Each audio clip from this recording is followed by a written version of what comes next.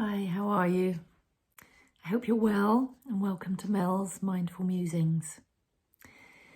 I pulled 3 inspirational cards today and they brought many things to mind. The first one was listening with your heart.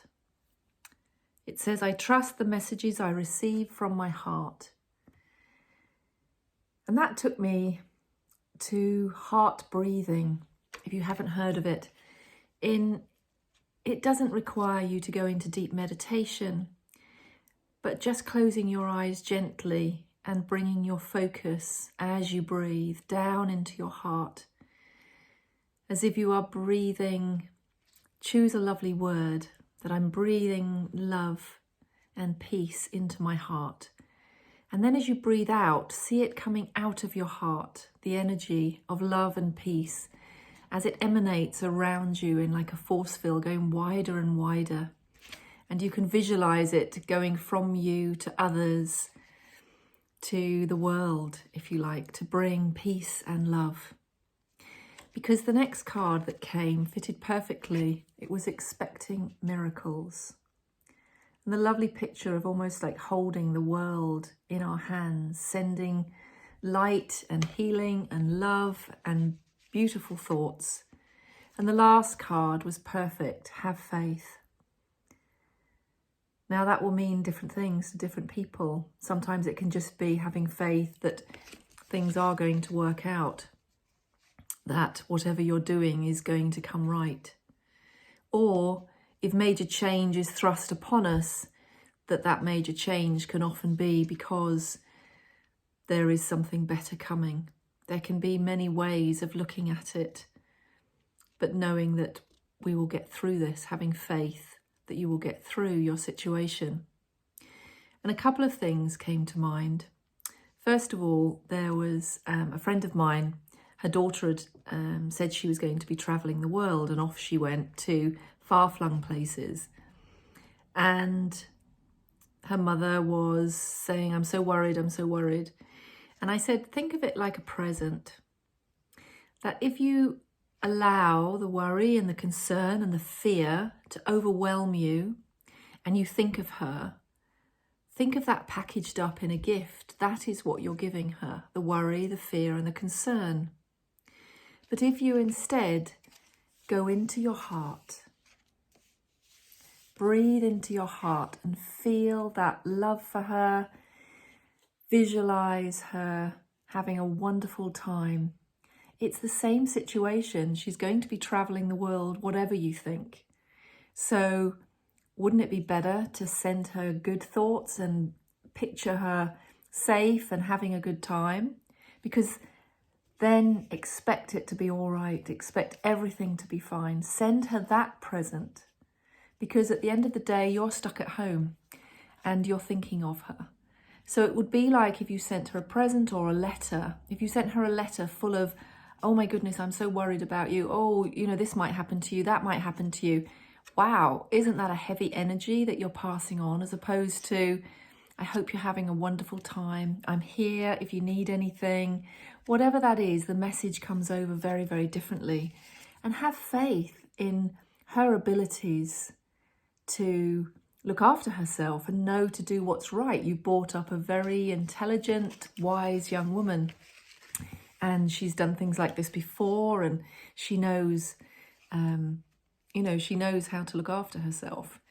So it's having faith in her, having faith that your love is strong enough to also help keep her safe. And the other thing that came to mind was I was watching today the movie of Cinderella with my 8-year-old niece.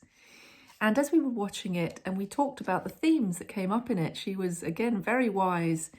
And we talked about the themes of the lovely line of always have courage and be kind with a little bit of magic.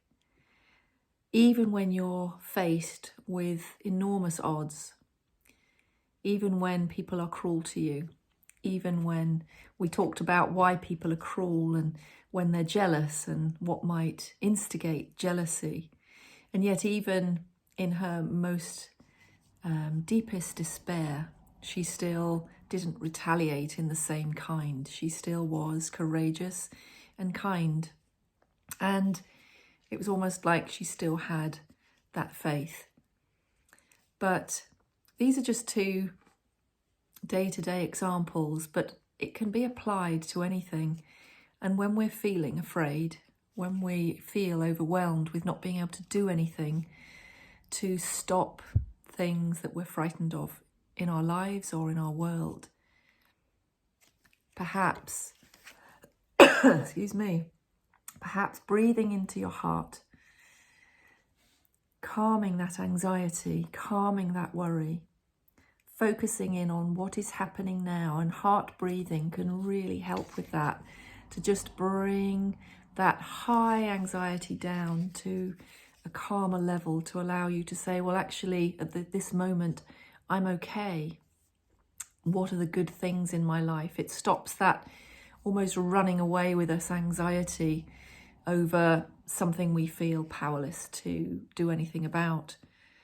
And then if we all just practice that sending out, wouldn't that be lovely if we just keep sending out that love to the world, to those places in the world at the moment where people have huge reasons to be frightened, to help them see it as sending that gift, sending that letter of support and love, rather than taking our vibration low into that real deep fear and then just joining them in it, even though we may be in a much safer situation, if that makes sense to you.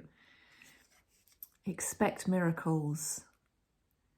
Visualize what you want to be happening. Visualize what you want that outcome to be. And have faith. And whatever it is you have strong beliefs about, have faith that that new dawn, the new day will come, and that the sun really will come out. May sound naive, but as I say, is it better with this, whatever the situation is?